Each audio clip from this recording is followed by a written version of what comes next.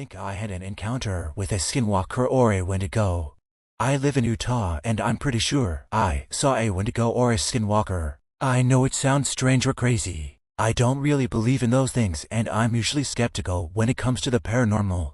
This happened to me when I was 17 and in high school and living with my parents. My house at the time was in a very small town. My backyard faced open to empty fields and mountains for miles before you reached any another civilization at all. My best friend lived next door and shared a field as our backyard in a way. I have to explain that where his house Saturday was built on a different street that ended in the field, with a small cul-de-sac. I think there was supposed to be more houses built down the street to expand the town, but they clearly never got around to it. So his driveway was basically in this cul-de-sac, even though no other houses were built there. Now this matters later in the story. I used to stay the night at my friend's house a lot in high school because I didn't have the best relationship with my parents. Every once in a while, we would wake up to hear dragging and weird gargling sounds from the back porch. His room was a basement room with the window to the back porch. It would happen maybe a couple times a month, but whenever we would gather the courage to check, nothing would be back there. This happened for years.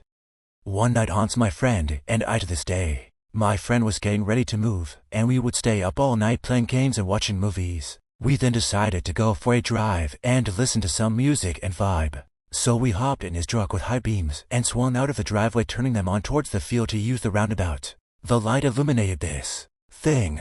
It looks like a person, but it wasn't. It was naked on all fours, abnormally large, particularly its limbs that seemed to fold under itself in an unnatural way. Its pale skin clung to like it had to be stretched onto it. But the part that still sends shivers down my spine is its face. Its jaw hung open to the gaping black maw, like a snake unhinging its jaw to eat. Its black eyes glistened in the light as it looked at us. But just as it turned to see us, it quickly scurried backwards, almost like it was on rewind into the brush of the field. My friend and I was pale as ghosts. We both looked at each other like, "Did you see that too?" We were shaken. Let's just say we tried to have a good rest of the night, but we couldn't believe what we saw. We ended up just sitting there in his basement with guns ready and waiting to hear the gargling sounds and dragging again. But we never did. Sorry that it's not very climactic, but it's the truth. I now don't live in that town anymore. There are times when I visit there though. That empty field still feels like it's watching and waiting. Even though I can't see it, I can still feel like it's out there.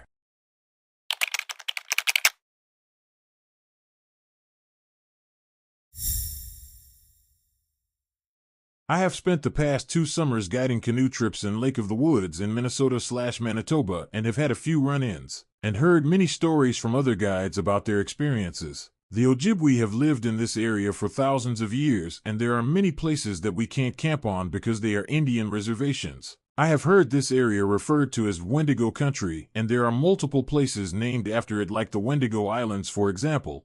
It was me, another guide, and about 7 kids with us on this trip. On the first night, we stopped after a long day of paddling at a campsite known as Little Trisket.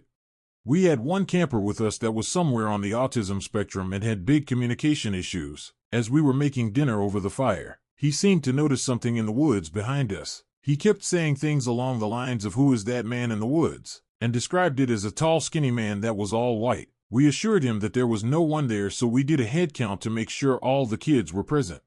We proceeded to check it out and didn't see anything back there, so we just brushed it off and got back to making dinner. That same night, a different camper was in her tent by herself, because she was the only girl on our trip. As me and my co-guide were starting to fall asleep, we heard her say, "Gilly Vanilly, stop." We replied, "What?" "We are in our tent," and she just brushed it off and went to bed.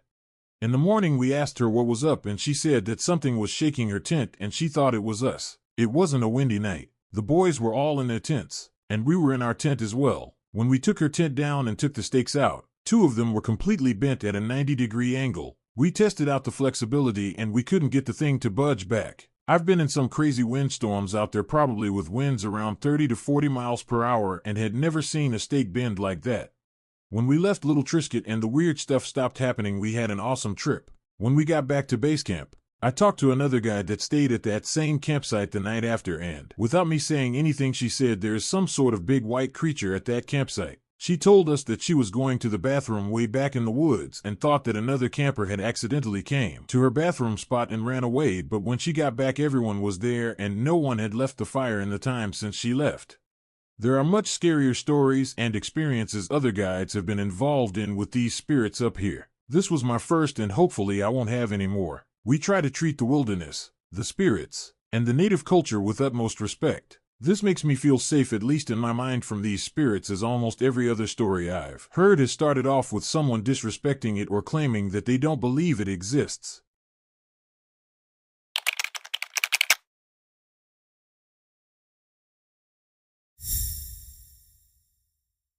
This one is a story I was told by one of the other guides who had spent around 6 years guiding canoe trips in Lake of the Woods. Let's call him Stephen. I want to remind you that I did not experience this, but Stephen had told me about a few experiences he and other guides he worked with had. What I do want you to know is that we do not joke around about Wendigos at our place of work. We do not tell these stories to our campers anymore, and we don't even say their name but only refer to them as W's. So I did not experience this story, but it is not something that we joke about, or just make up to scare campers.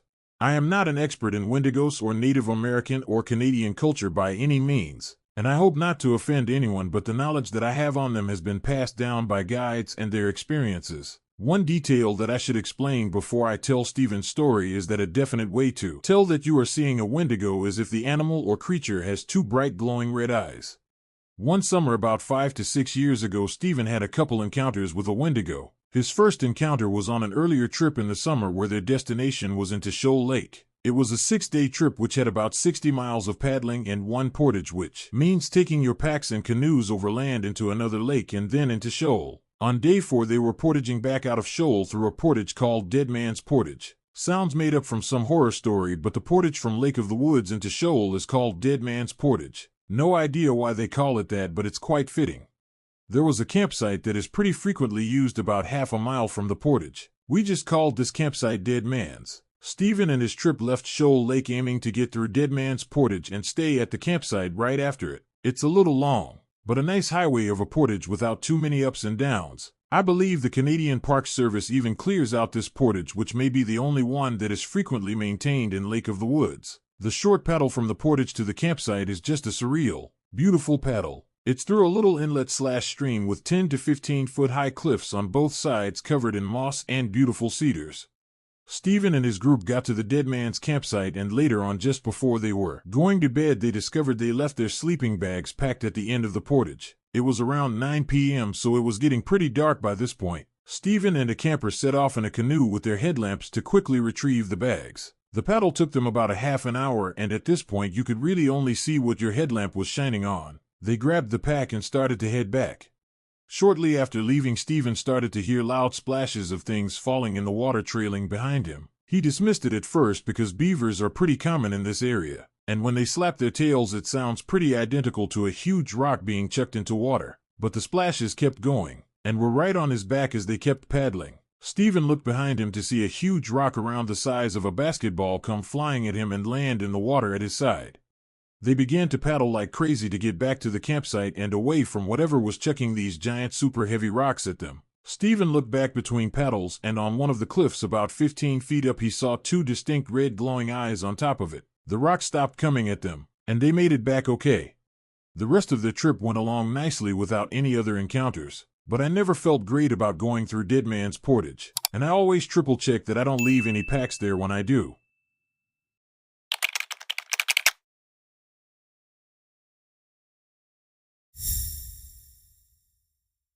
Hey, everyone. I've been wanting to share something that happened to me about a year ago. About a year ago, I was on Yosemite with my best friend, and something happened that still sits with us. We had been hiking all day and underestimated the time it would take to get back down. By the time we finally started descending, it was already night. Our phone's flashlight barely helped, and the only comforting thing was the sky full of stars. We were exhausted, the forest was silent, and we just wanted to get back to the car.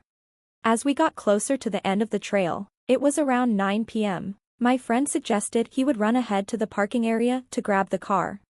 He's in better shape than me, and I was already feeling pain in my legs, so it made sense. The problem is, I didn't want to stay completely alone in the dark woods, so I told him I'd walk to the distant lights I saw through the trees that looked like a small restaurant or lodge. I decided to start walking toward them instead of waiting in the forest by myself. We agreed he would call me when he got to the car. 20 minutes later, he called just to check where exactly he should meet me. I told him I had reached the restaurant-looking area. Everything seemed fine, and we hung up. Not even 2 minutes passed before he called again, and this time, the tone was completely different. He was out of breath, running hard, and his voice was shaking. The first thing he said was something like, "Don't hang up." You could hear the panic and adrenaline instantly. He kept saying, "Something saw me. Don't hang up. Please don't hang up." I don't know if it's following me. It wasn't confusion or nerves. It was real fear. Sharp, urgent, almost instinctive. I could hear his footsteps crunching, his breathing, the speed of it. He sounded like he genuinely thought something was behind him. We stayed on the line until he reached the car. I heard the door slam, the locks click, then silence, like he had to take a second just to breathe again. He told me he was coming for me immediately, and when he pulled up and finally felt safe enough to talk, he told me what he saw. Near the parking area, under one of the dim yellow lights by a bus stop, he saw something. At first he thought it was a person, tall, over 2 meters, standing behind the shelter, just slightly leaning out like it was watching him. But as his eyes adjusted, he realized it didn't look human. It was extremely thin, completely pale, and the clothes and skin looked like the same color, blending together. It had long black hair hanging down, and there was no face, no features at all, just a blank pale shape, leaning as if it had been peeking at him from behind the structure. It was like Slender Man when it noticed him looking. He panicked and ran. This friend doesn't exaggerate. He doesn't scare easily. I didn't see it myself, but whatever he saw, it was real enough to break him in that moment. A few days ago, out of curiosity, I started searching online to see if anyone had ever described something similar. I ended up finding multiple posts here on Reddit from people who claimed to see a nearly identical figure. Reading those experiences honestly made everything feel even more real. Like whatever my friend saw that night wasn't just exhaustion or imagination, but part of something other people have encountered too. Here's a AI-generated image, just to help visualize what he described. Not evidence, just a representation of what he saw.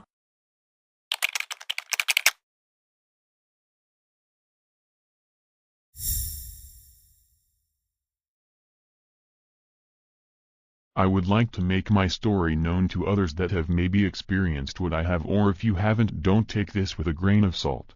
Now, I have been a long-time avid outdoorsman. I live in Michigan and love hunting, also backpacking. I've only had 2 experiences like this. The one I'm about to describe is the worst of the 2. This happened in 2019. I was at a buddy's house whose whole family lives on one street. All the houses are on one side and everything is woods anywhere you go. My friend's house is at the end farther down the road, so with that being said, nobody that isn't his family will be outside, especially late at night. One night, we were having a fire. It was maybe around 1 a.m. and my friend asked me if I heard people talking. He turned off the music and we sat there in silence. We listened, then we heard very strange laughing, but sounded like one voice, not multiple. Then the laughing sounded like it morphed into 3 voices. I would say it started talking as well. It was so weird hearing it. Now, where we heard this was across this little stream, so we would hear if it was coming to us. My friend has bad vision, so this next part I only saw. There was no cloud cover that night. The moonlight slightly lit the tree line up. I swear I saw a man turn in a dog, like an upright 4-limbed man thing, just turn into a creature on the ground like a dog. I started hitting my friend, repeatedly asking, "Did you see that?" Everything that happened so far took about 5 minutes. It was moving very slow, like it was stalking us. It kept making strange sounds meshed with barking. In front was a pond and beyond it was a huge clearing. Then it appeared out of the tree line like a huge shadow. Now, this part of the story I will always shake when I tell it. I've been in the woods all my life. I have never heard anything like it. You can make weird eclectic noises on DJ equipment or whatever, but nothing can compare to what we heard. We saw this thing appear and it let out the most highest, I mean highest, pitched scream for about 3 seconds, as loud a tornado siren. My ears started ringing and it started laughing again. As we were grabbing the speaker, I noticed it starting running towards us. There is a football field distance between us and whatever this thing was, and it crossed the pond in what it felt like a matter of a blink of an eye. We both went crazy and scrambled back inside and locked the doors, of course. There wasn't any curtains on the window looking out onto the pond, so I sat there staring at that fucking window for what felt like a year. In reality was about 5 hours until sunlight and I got the fuck out of there. I've told older men like my grandfathers about what we've experienced, who's been many places for elk hunting, and they would laugh at me. I will forever be in disbelief of this event. I will never forget it, and every time I think about it I can't get that scream out of my head. I think a lot our experience, like was that creature staring at me through the window and I couldn't see it, or what if one of us tripped trying to get back inside? So many unanswered questions that I have. I will never know the truth.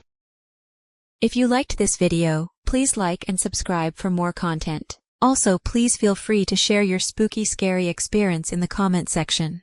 And if you would like a shout out in my next video and to hear your story featured here on my channel, send me a message to my email. You would find my email below in the description box.